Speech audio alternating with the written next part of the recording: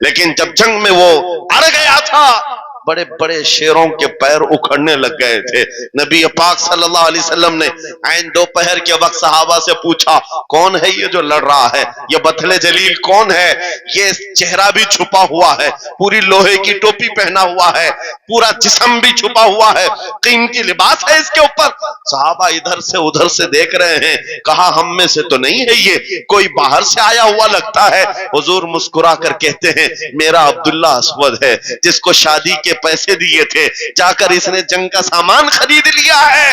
اور حضور پاک دیکھ کر مسکرانے لگے. شام سے پہلے اسی عبداللہ اسود کی شہادت بھی ہو گئی, وہ شہید ہو گئے میدان جنگ میں. جانتے ہو نبی کریم صلی اللہ تعالی علیہ وسلم خود چل کر تشریف لائے اور ان کے سر سے زرہ اتاری, ٹوپی اتاری, خود کو اتارا اور اپنی گود میں ان کا سر رکھا, ان کے چہرے سے مٹی کو صاف کیا.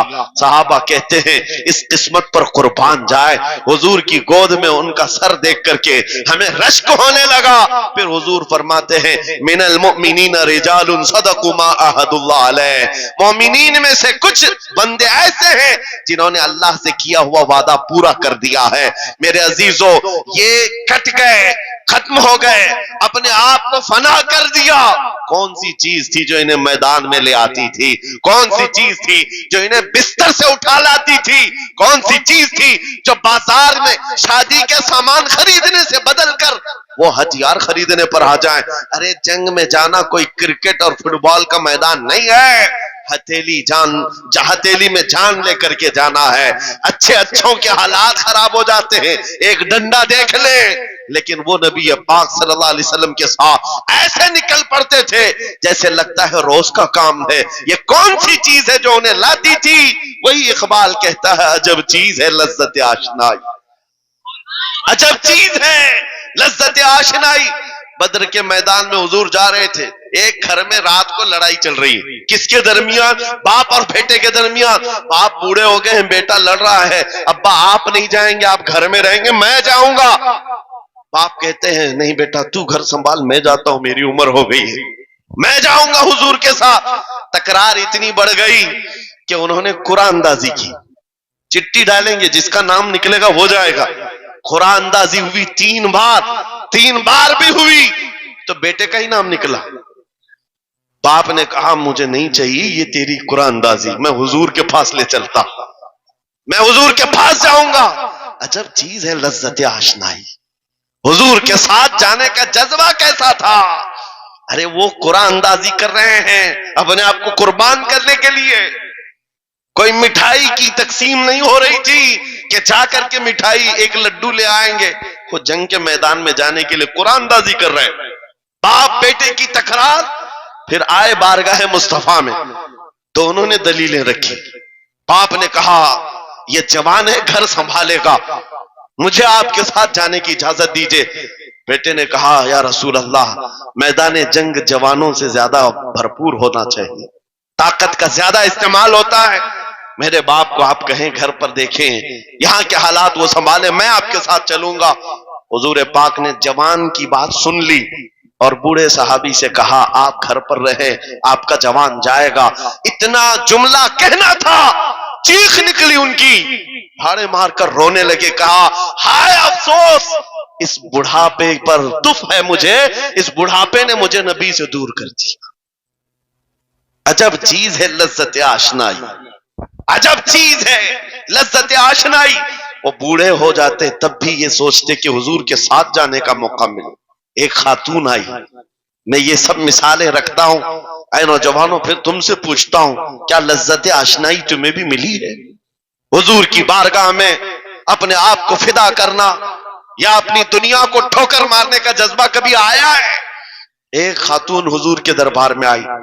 جب حضور صلی اللہ تعالی علیہ وسلم کسی میدان کی طرف جا رہے تھے, وہ بھی جنگ کا حال تھا, کئی جنگیں لڑی گئی ہیں. ایک خاتون آئی 1.5 سال کا بچہ لے کر. کہا یا رسول اللہ مدینے کی ساری مائیں اپنے جوان لڑکے بھیج رہی تھی, میرے گھر میں کوئی نہیں تھا, ایک 1.5 سال کا بچہ ہے, میں اس کو لے آئی ہوں, اس کو قبول کریں. توجہ, ماں کا کلیجہ کیسا ہوتا ہے, ماں کی ممتا. 1.5 سال کے بچے کو لے کر آئی, کہا اس کو قبول کر لے. حضور نے پوچھا اس کا کیا کریں گے؟ وہ خاتون کہتی ہے یا رسول اللہ میرے شوہر شہید ہو گئے اور میرے پاس سوائے اس بیٹے کے کوئی نہیں.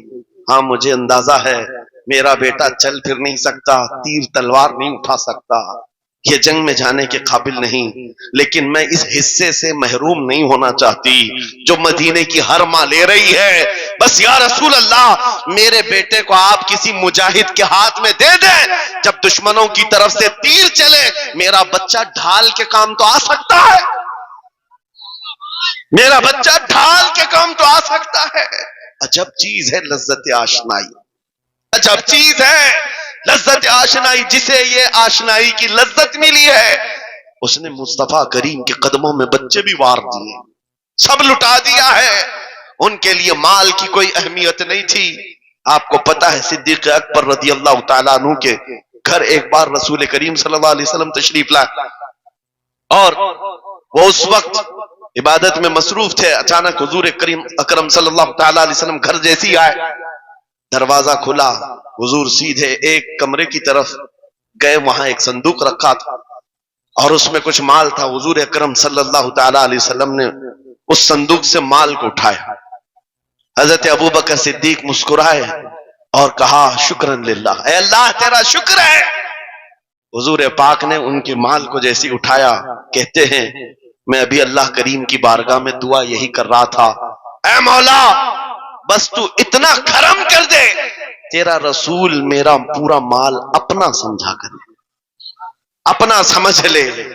وہ اپنے آپ کو سب لٹا دیتے پھر کہتے میرے عزیزو عجب چیز ہے لذت آشنائی. جسے یہ مل گئی ہر مصیبت اسے چھوٹی لگتی ہے، ہر مصیبت ہلکی لگتی ہے. اب آؤ میں تم سے پوچھتا ہوں، یہاں تھوڑی سی تکلیفوں پر بلبلا اٹھتے ہیں، تھوڑی سی تکلیف کیا آئی کہ تتر بتر ہو جاتے ہیں.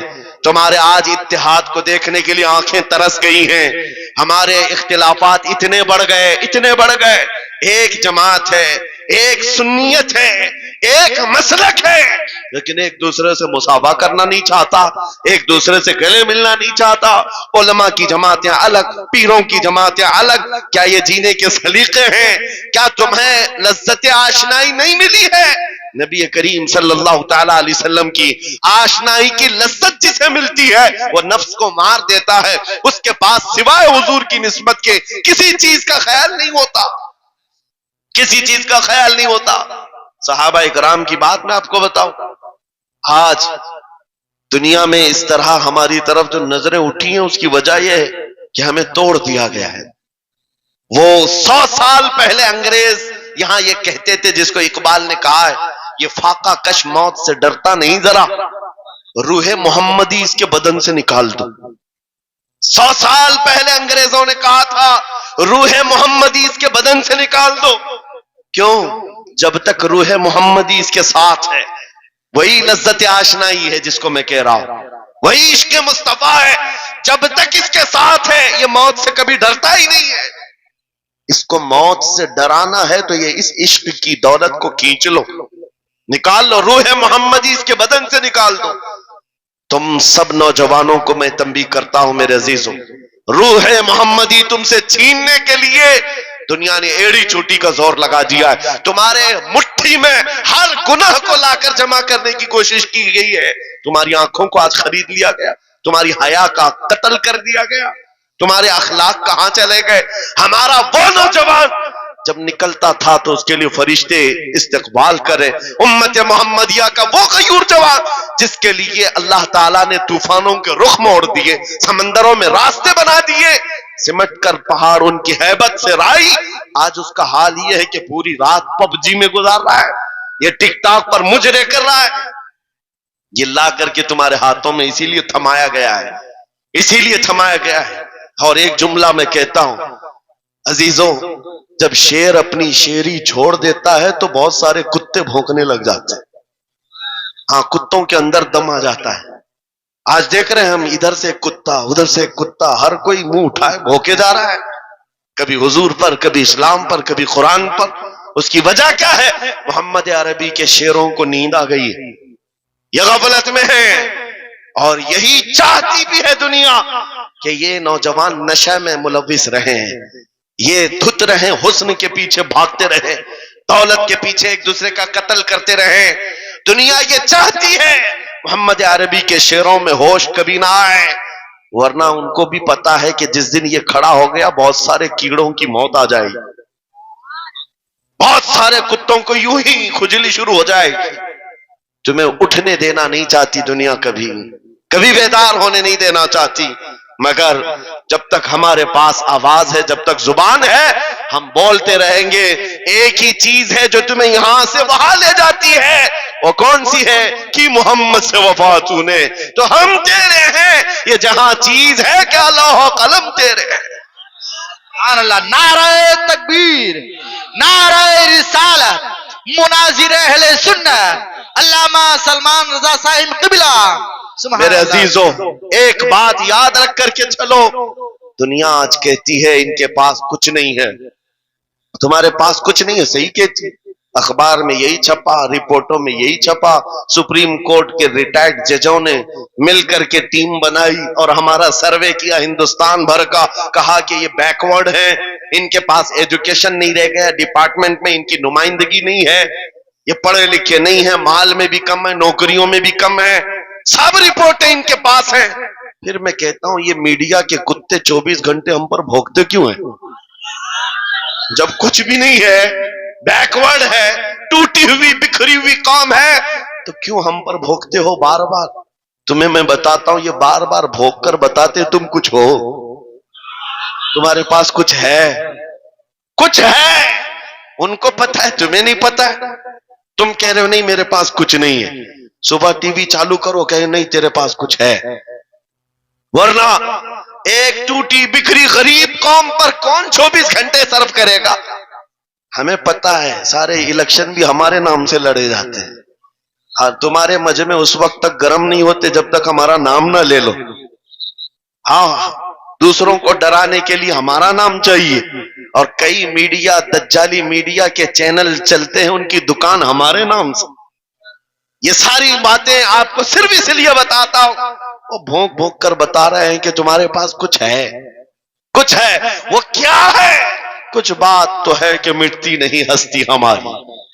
اقبال نے کہا تھا کچھ بات تو ہے کہ مٹتی نہیں ہستی ہماری, صدیوں رہا ہے دشمن دور زماں ہمارا, یونان و مصر روما سب مٹ گئے جہاں سے, باقی مگر ہے اب تک نام و نشاں ہمارا, توحید کی امانت سینوں میں ہے ہمارے, آسان نہیں مٹانا نام و نشاں ہمارا. بے شک بے شک بے شک, بہت خوب. یہ چیز آپ کو میں بتانا چاہتا ہوں, کچھ تو ہے.